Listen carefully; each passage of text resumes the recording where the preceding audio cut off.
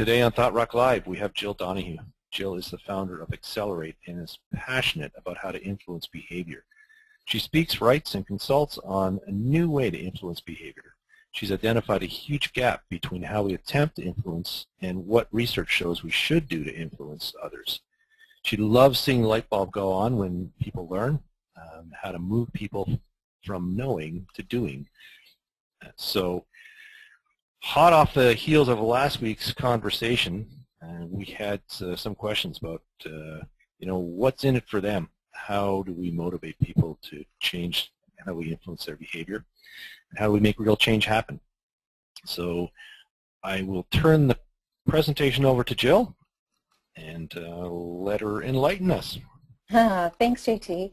Well, I enjoyed listening to the talk last week, and I was looking forward to sharing today. Now, I don't have the answers of how, what exactly you should say to the ITIL, but what I want to do today is prompt you guys and show you how people change behavior that will stimulate some of your own ideas. So, JT, I'm going to put you to work, and people in the audience, I'm hoping that you'll chime in, and together we'll come up with some answers to solve the question that Lisa asked last week, which has anyone successfully informed and contributing departments of what's in it for them?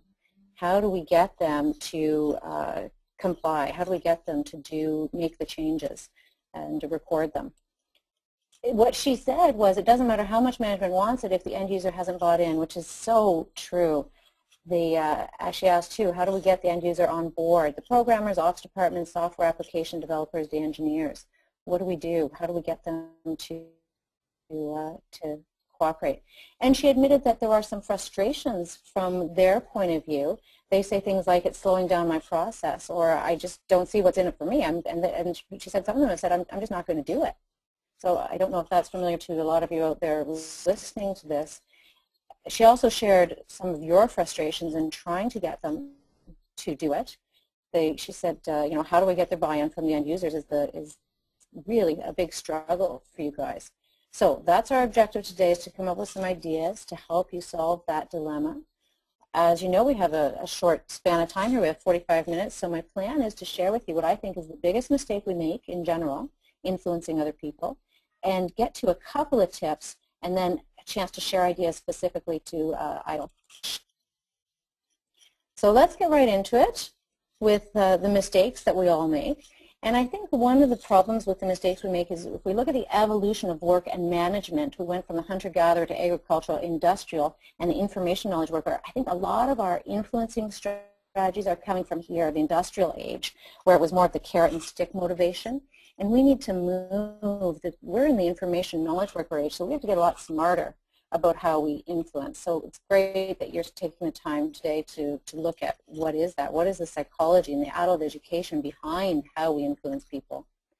And if I were to ask you to think about a time that someone tried to influence you unsuccessfully, think about that. When the last time someone tried unsuccessfully to influence you, they probably made a bunch of mistakes. And this in front of you is just a short list of those mistakes. Which one from that short list, what do you think is our biggest mistake? JT, I'll let you be the voice for the people. Which one do you think would be our biggest mistake? Let me see. Well, I would say in this day and age we have too much information we probably provide. I totally agree. Too much information is a big mistake. And one of the problems is that we mismatch that information with the audience readiness. Sometimes we're ready for all that information, but typically we give them too much information when they're not ready for it. So let me explain this mismatching concept a little bit more. And some of you might be saying that you don't see a mismatch there at all. I've heard a lot of people say that. Delivering the wrong message at the wrong time with the wrong audience is what I mean by mismatching. So you can think about when someone mismatches, what is the result? What happens? JT, what do you think? What happens when somebody mismatches? They give you too much information when you're not ready for it, for example. Yeah, Sorry? I'd say the chihuahua gets eaten probably. The chihuahua gets eaten, exactly.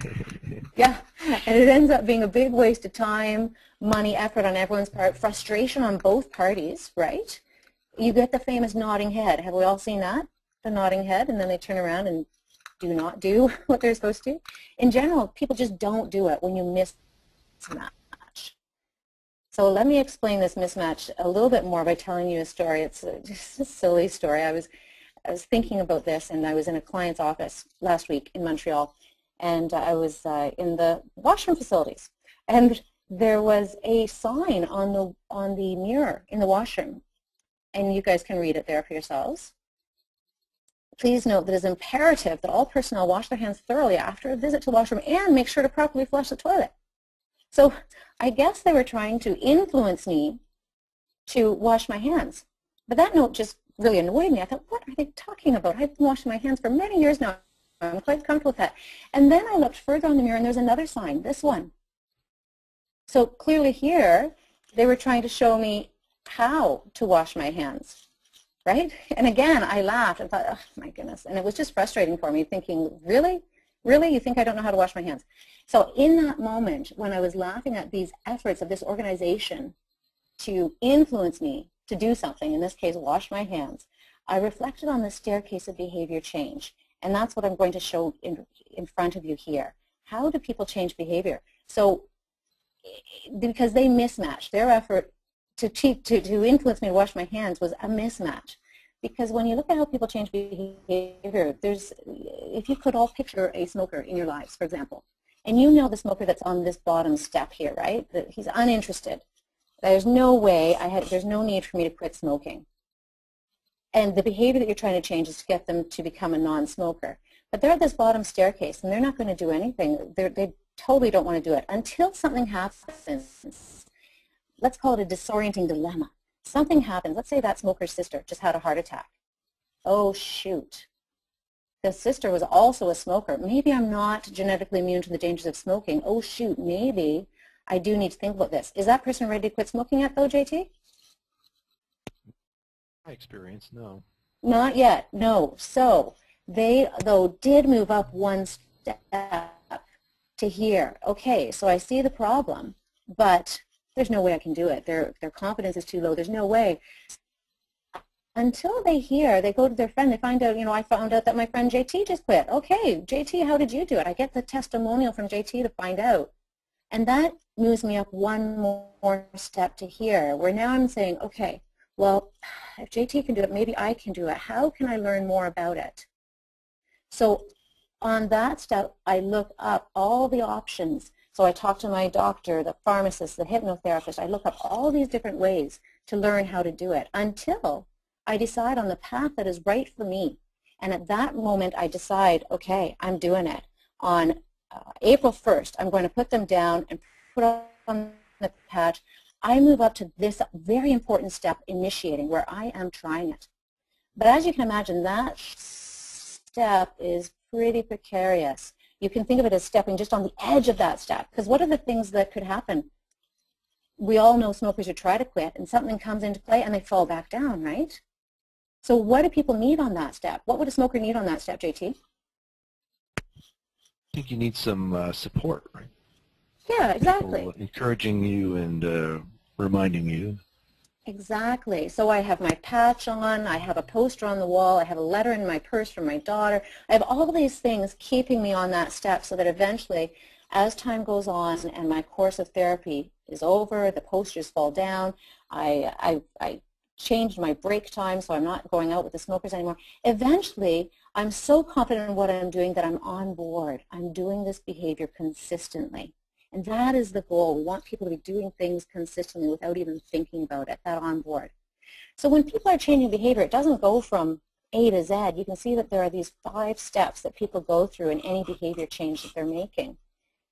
So let's go back to that sign. So this organization, trying to influence people to wash their hands, they did a bit of mismatch. What step did they jump to in their effort with that sign to influence my behavior? Which step do you think, JT? Well, they're going right to on board, right? Or initiating, at least. Yeah, I'm going to say they were encouraging implementation, Right. encouraging it very strictly. It's imperative that you do it. And then the other sign, what step did they go to for that sign?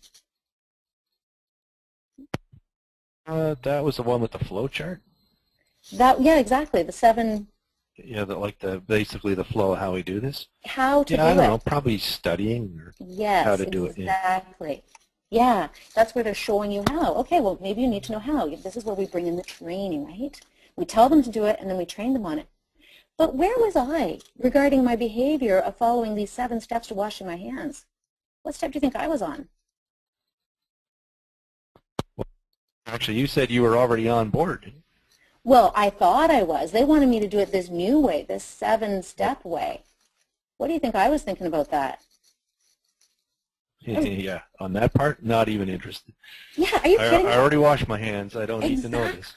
I already do this well. I do it efficiently. I'm good at it. What are you talking about? I see no need for your 7-step process, right? So I was way down here, and they were jumping up here to try to influence me. Now, does this sound familiar? Do it all the time. Yeah. Does this sound like what you guys are doing with ITIL? You're telling them to do it, and then you're training them on how to do it. But they're way down here where I see no need. So, and where do you think most people jump? JT, you just said it. I do it all the time. Where do we jump when we try to influence others? It's way up here. We tell them to do it. For sure. And, think about your kids. Clean up your room. Do this. We do it all the time. Telling people what to do. Because I said so. How's that working for you, JT?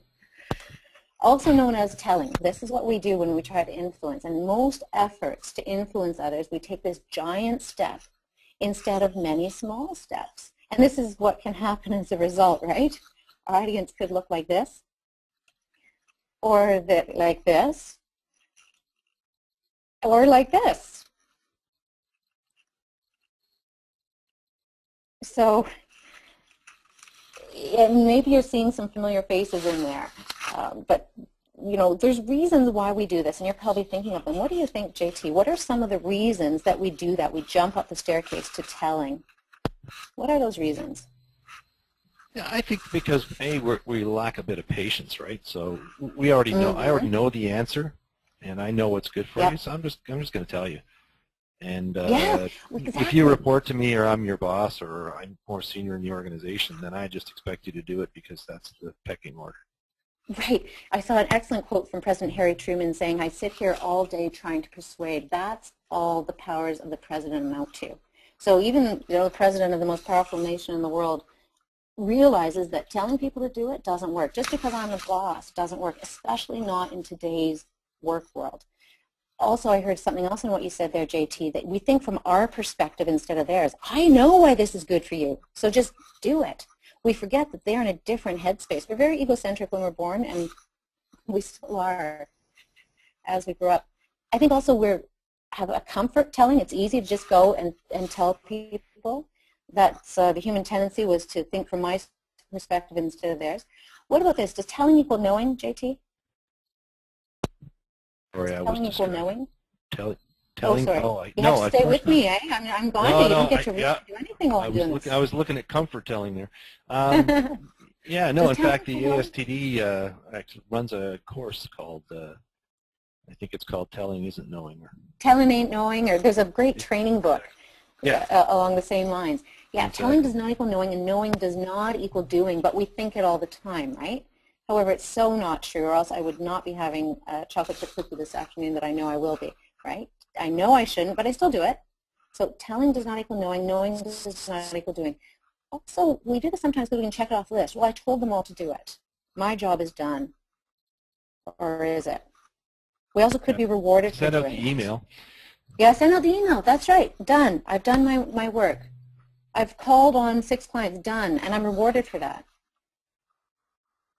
And then I think one of the big reasons is we don't know any better. This is how we've seen it done before, and we haven't really thought about how to do it any differently.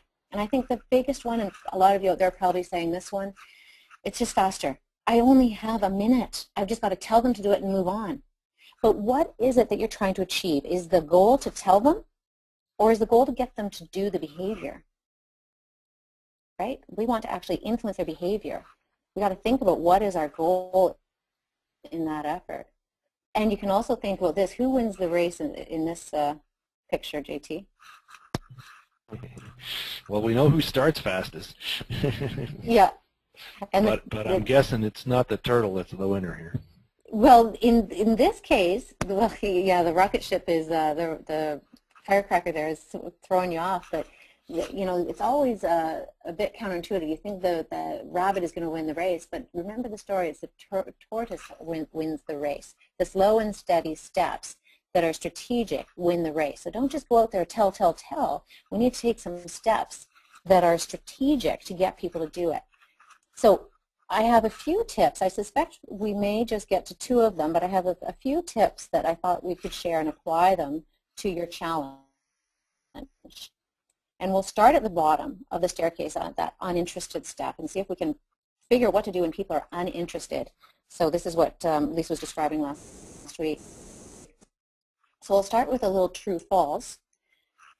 What do you think, JT? Your greatest effort may be spent at the beginning, breaking the person's inertia to change. True or false? I'd say that's false, actually, given some of the things you said earlier.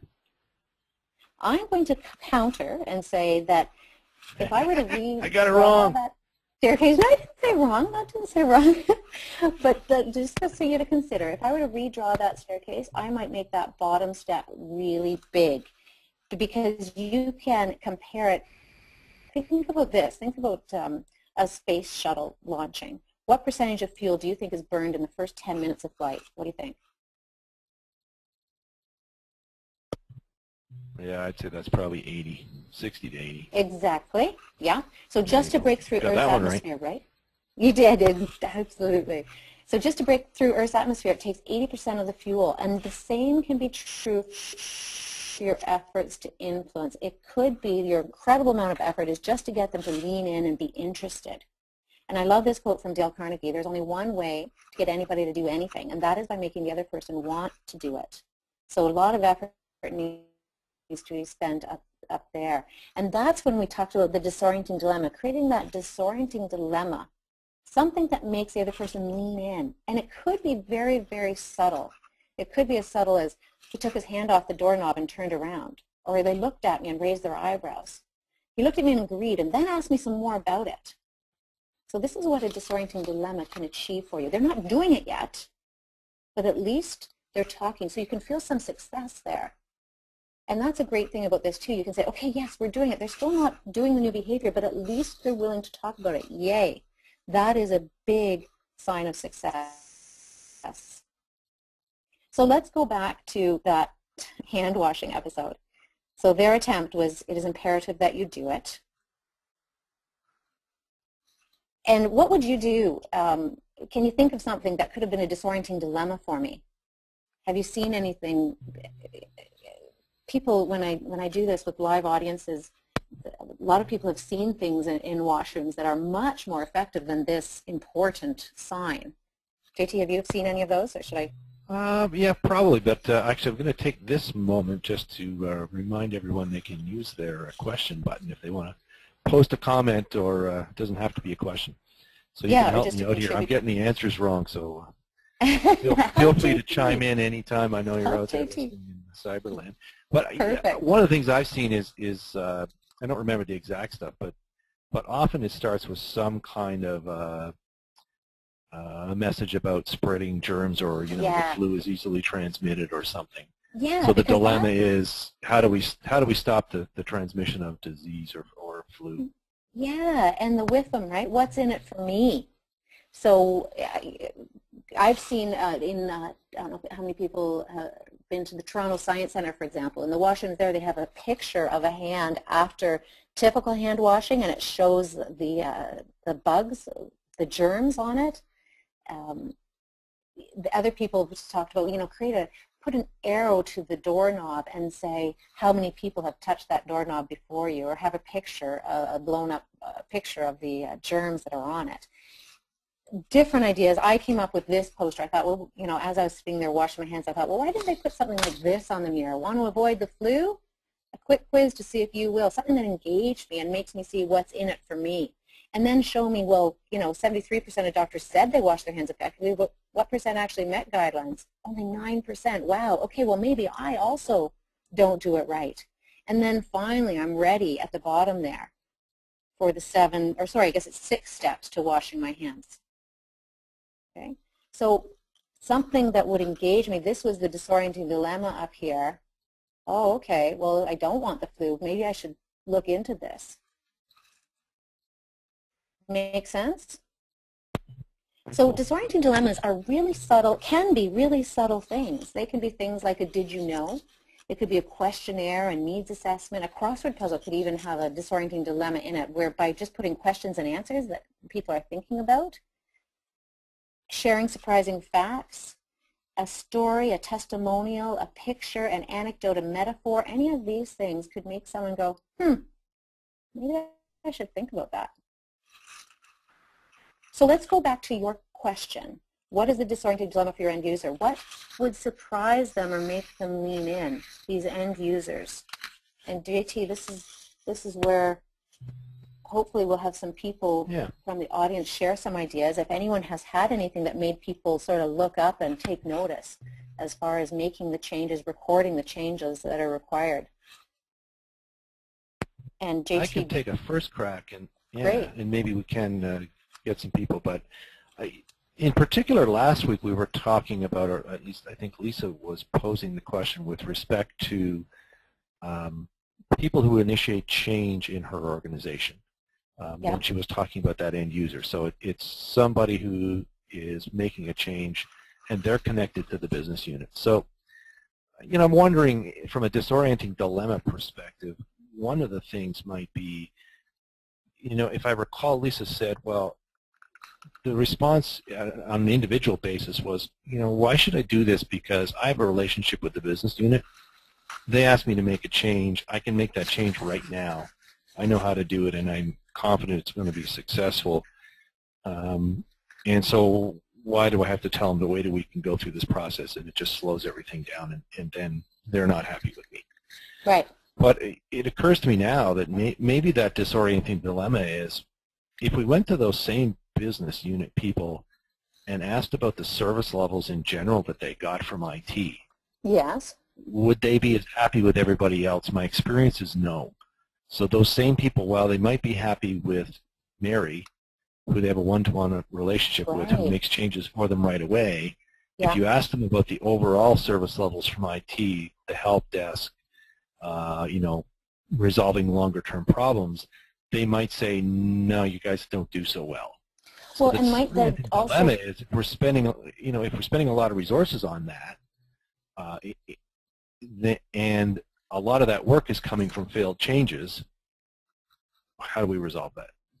Well, and I'm thinking about that person too. They might also be nervous that Mary might not be there when they call. They might just feel, oh, good, I got her this time, right? Maybe they're not as confident with the whole group. True. Is that? Yeah. Or what happens?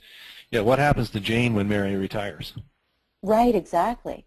Yeah. You know, do you care about that or enough about the organization going forward? How do we capture that knowledge, or how do we consistently provide that service level? What happens if you're on vacation or you're ill, or when so you are retire? you suggesting, JT, then that maybe one way would be to survey the people that they're serving and get some of their stories and testimonials to feed back to the end user?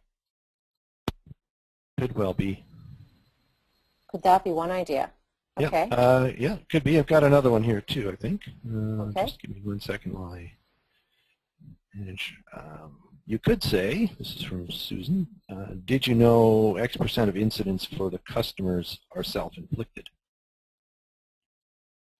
Interesting. Yeah. So self-inflicted meaning because you didn't record the change? Yeah, it could be that, or it could be self-inflicted by IT, right? So IT actually makes a change that fails, and it creates the incidents. That's common too. Well, that is another one. Sorry, maybe I'll just read a few of these, Jill, and then you can comment on them. Building our ability to compete against outsourcing offshore. Actually, Jill and I were chatting about that earlier. Absolutely. So the disorienting dilemma is I think in that case, you know, someone consistently comes to the CIO and says, we can do this cheaper offshore, or we can outsource it for less money. If you don't have the metrics to prove that you're very efficient, and it can't be done cheaper because you don't record all the things that you do and follow process, best practice, then I might have a problem. Absolutely. That would get me to pick up my ears and pay attention. Yeah, so two good ones there. One is, hey, how do we compete against outsourcing or offshoring? And the other one is well stated. I was trying to say a similar thing, but I didn't do it well. So Susan's basically saying, yeah, did you know we're creating X% of the incidents ourselves by implementing changes within IT that don't succeed? So overall, the implication is the service levels are actually worse, even though on a one-to-one they feel right. Well, that is a disorienting dilemma as well. Those are two great ones. Are there any more on the coming in, JT? That's it for now. Okay. Well, I like those a lot. You're getting the idea of something that is surprising. Sometimes it's even shocking to people. It depends on the behavior, but at least something that makes them go, never thought of it that way, or that's interesting. Something that makes them want to talk more. So you've got the idea there. That is what a disorienting dilemma does, and I'd encourage you. They're often very difficult to come up with these disorienting dilemmas, and the best way I've found to do it is to brainstorm with someone and to try it and then share with people what worked, what didn't. And do you think that a disorienting dilemma will work on, the same disorienting dilemma will work the same on every person? Question, I'm going to guess no. Yeah, exactly. So one might work on me, but not so much on JT. So you need to have a few of these disorienting dilemmas to get people on board. So I encourage you guys to brainstorm them, share them with each other, perhaps through create a discussion on Thought Rock to share these ideas. So that is a really Jill, if you don't mind me asking a quick question, does it help when you're building or thinking about those disorienting dilemmas to do some research into the individuals and that situation? So Lisa was talking about change initiators who were paired with business units. Yeah. Would it help to talk to both of them and explore why? Absolutely. The more research that you can do to understand your audience, and in this case the audience they're serving, the better that you'll get. You can think of this as a little project to find the disorienting dilemma. In fact, if you had someone that is on board, I would meet with that person and say, why? What was it that made you think, maybe I should think about this? And what do you think it would be for your colleagues? So if you have some people that are doing it, talk to them about it. Ask them why, how they think that their colleagues, and many of you may have done this already, but sometimes it's just a matter of asking to find some of those great ideas. Okay, so I'll try to give you a couple other tips. That's a really big one on the bottom, that disorienting dilemma. As we move up the staircase, let's say that we talked about, we told a story about outsourcing, and people were going, oh shoot. Now you've got them up a step, so you need to be ready for the next step. If you see someone giving you the oh shoot look, then you need to be ready for here on this step where I'm aware, okay, maybe there's a problem with not recording my changes, but there's no way, it's going to take too long, I can't do it. What do I need here? What do we need to do with these people? And this picture is just reminding me to ask, is anyone planning a trip? JT, are you planning a trip right now by any chance? I am actually flying to Timmins tomorrow. Timmins? I was thinking something a little more exotic. But if you were to find out, JT, if you were looking up resorts right now and you were to find out that I have been to the resort that you were thinking about booking tonight, would you want to ask me about it?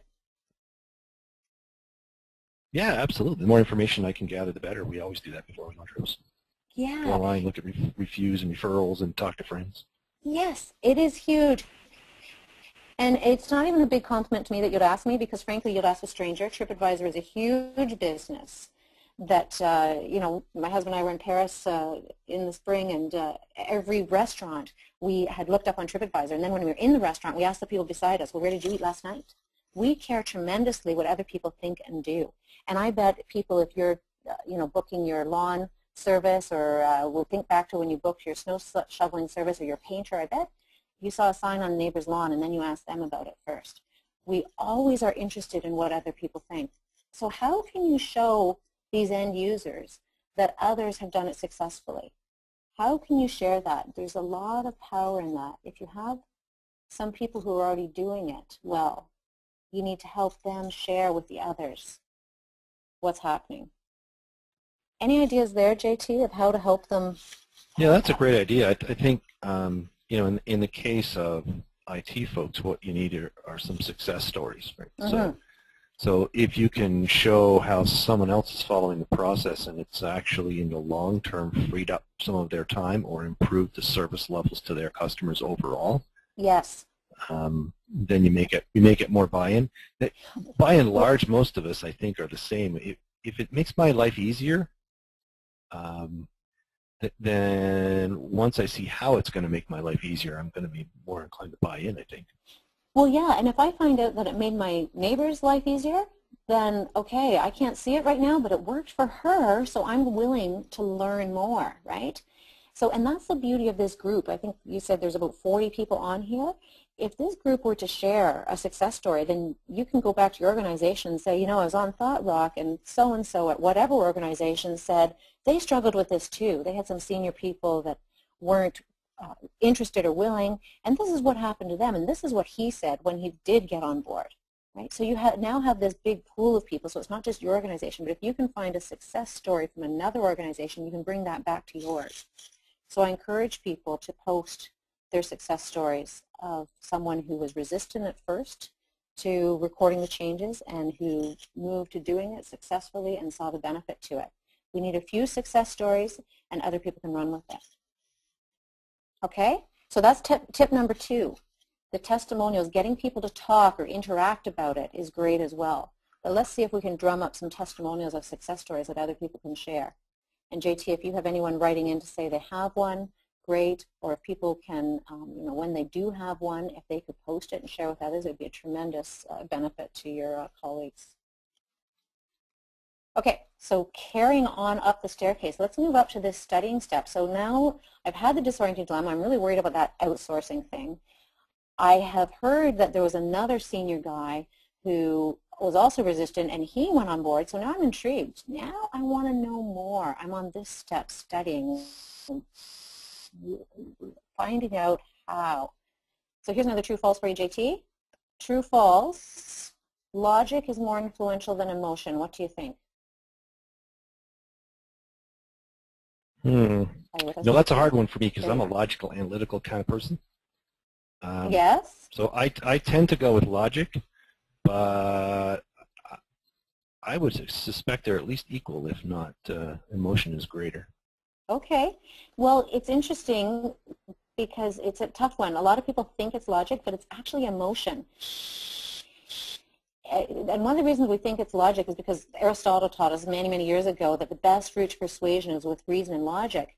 But unfortunately, he wasn't right. New brain imaging shows us that it's the emotion that triggers a change. The logic is really, really important as backup. But as far as which foot should you put first, it's the emotion to stimulate the brain. And when I say emotion, I don't mean making someone cry.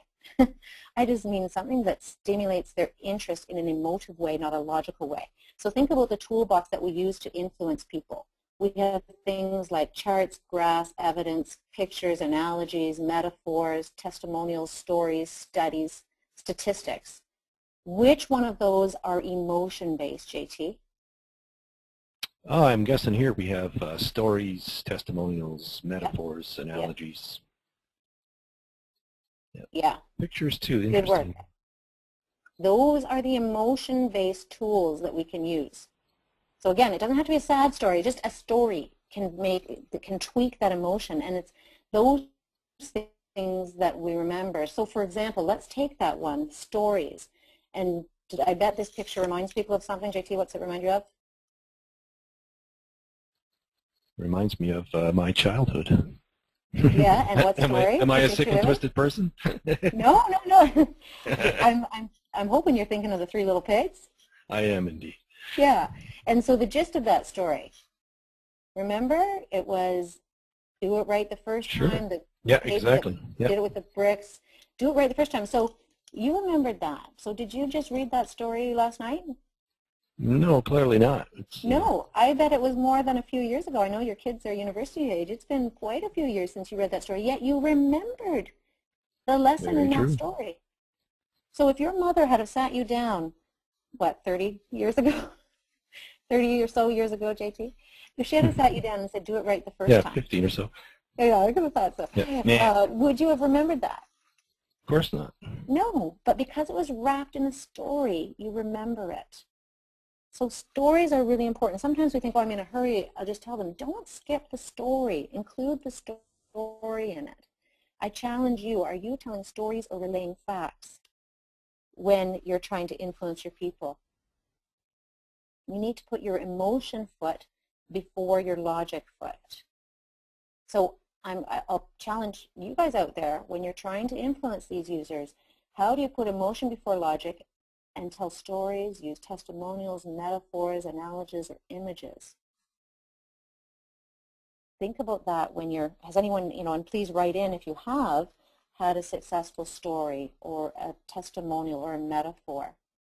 JT and I were trying to create some analogies beforehand about recording changes, and I'm watching my daughter's volleyball tournament after this, and I was saying, I asked JT, is it like a volleyball game where the coach keeps track of the sub changes that she makes and keeps track of the serves that go in, who gets their serves in or not, so that later she can analyze them and then adjust.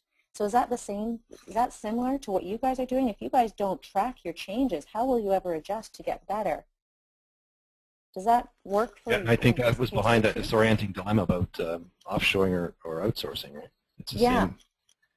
Yeah, and it could be that the stories, if you can find them, are stories of other organizations that were successful. Absolutely. And for example, now that we know this emotion thing, instead of just saying to people or sending a note to prevent offshore outsourcing, we need to tell a story around that. And by the way, the most important thing about influencing is that it's based on truthfulness. So you need to find a true story. You need to do your research and find a true story where they did offshore or outsource this. Or when you heard, right. Your true story is here. Got another good comment here, Jill. Sorry. Yeah, go. Sorry to interrupt, a little lag there. No, go ahead. Tom's actually suggesting, retell the story of the last major incident caused by unnecessarily by unplanned changes when you're talking about change release. That's great, Tom. Exactly. Yeah.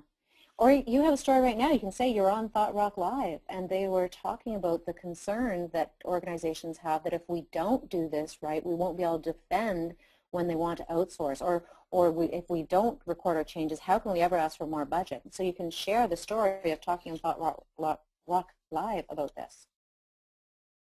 But turn it into a story. Use testimonials, metaphors, analogies, images. That's what will get people's attention, not just the bullet points of here are the 5 reasons why. You need to tell a story around them. Okay, does that make sense? And for sure. Just to further comment on yeah, absolutely. To further comment on what Tom said, and just sorry, we have a little lag here. To further comment on what Tom was saying as a technique, and we could share it with people, we actually use what Tom is suggesting when we're doing consulting and training in a group session. So we'll get the group to document that story and retell it, and then we'll point out what might have been different if you followed the process, followed best practice. Yeah. And the light bulbs really come on for people, and you move them up the staircase because they say, yeah, you know what, I think we better try this. Create a little case study, right? Exactly. And it's pertinent. Exactly. It's exactly pertinent. Yeah, I love it. That's a great idea. And then just to close us off, we're nearing our end here. When you do have the people doing it, are you done? When they're on this step here, initiating, they're doing it, are you done? Can you wash your hands of it and all over? I think based on what you said before, you can expect people to fall off, right? They're going to fall back and need support. Yeah, because you can say to yourself, I did it, they're doing it, the light bulbs are on, yay. But when you walk out of that room, guess what happens? The next day, the next week, they will fall back to their old ways. So there are things that we need to do here. Even in training where we're purposefully trying to influence them, participants apply what % of what they learned back on the job, do you think, JT? Oh, gee, I'm going to go with 15% on this one. Yeah, it's really low. So we need to do things you know, I tell the story about changing my exercise routine. And my husband came down and was working out on the machine and said, why aren't you doing what I'm doing? You know, big disorienting dilemma for me, right? I was, okay, what is it? He tells me the story of what he's doing. I asked him, and he was doing interval training. I asked him how to do it. I want to learn. I'm anxious. He leaves. I'm on the initiating step doing this new interval training thing that he talked about. But I was watching TV and I forgot. I fell off. Well, I'll do it tomorrow. The next day, I went down to do it. What was it? What was that heart rate? And I tried it and I thought, oh no, this can't possibly be what it was. By the third day, it was gone. Even though that first day I really, really wanted to do it. So what did I need on that step to keep me doing this new interval training? What could have helped me, JT? Well, a little support, right? You know, somebody encouraging you, telling you a story about, hey, I had the same thing, but I stuck with it, and look at the results I got.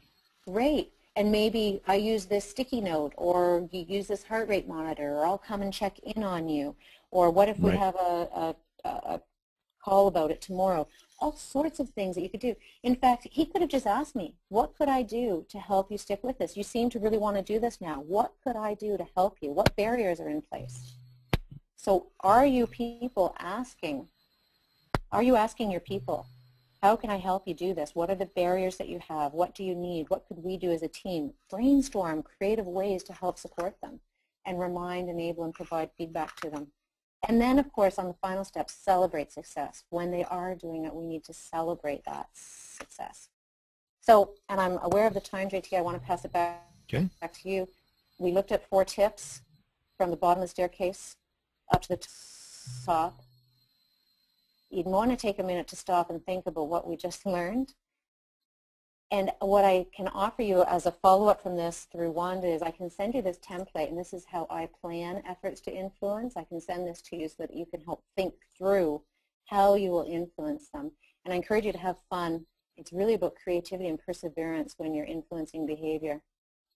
For next steps, I have some ideas for you to read. I have my top 10 books on how to influence behavior. This one, Influence There, The Power to Change Anything. There are some stories in there that you guys will love, that will really, really help you. I think that would be a great reference for you. If you're not so much into the long reading, you want something shorter, I put tips, videos, blogs, whatever, on my blog, on my website. If you want to sign up for that, you would just email me for that. And you can go anywhere to find other people doing great job influencing and learn from them. And I post my favorite ones on my blog. And I'll turn it back to you, JT. Fantastic. Thanks, Jill. I always enjoy your presentation, even though I don't always remember all the correct answers. But you're so wonderful at telling me that I'm not You wrong. did great. It's always a pleasure. There were a couple of exactly. There were a couple of sort of housekeeping questions that were posted. One was, will the presentation be available later? And the answer is yes, we record these sessions, and you'll get a link emailed to you as a thank you for coming out, and that will be available. The other was a couple of suggestions for continuing the discussion or dialogue, sharing stories, probably the best of which is actually to go to LinkedIn. If you're a member of LinkedIn, it's free. If you're not, there is a Thought Rock group if you search for Thought Rock.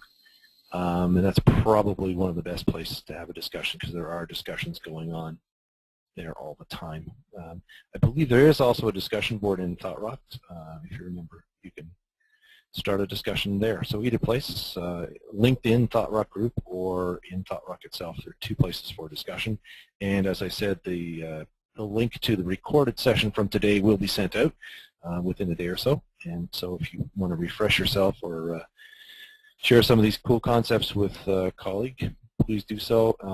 Jill's contact details we can make available. As she said, you might want to follow her blog or connect to her website. I know I get regular things, and they're always great reminders of how I can influence behavior more appropriately or more effectively to the point. So if there aren't any other questions, which there don't seem to be right now, then we can wrap up. Thank you, everyone, for joining us today. And if you would, when you exit, take a moment to answer the quick survey for us. We really appreciate your feedback, and we do alter and adjust future presentations based on that feedback, so that would be greatly appreciated. And don't forget, next week, join Graham Furness and John Towsley, and we will be talking about ITIL awareness, when to use it, when not to use it, success stories, and so on.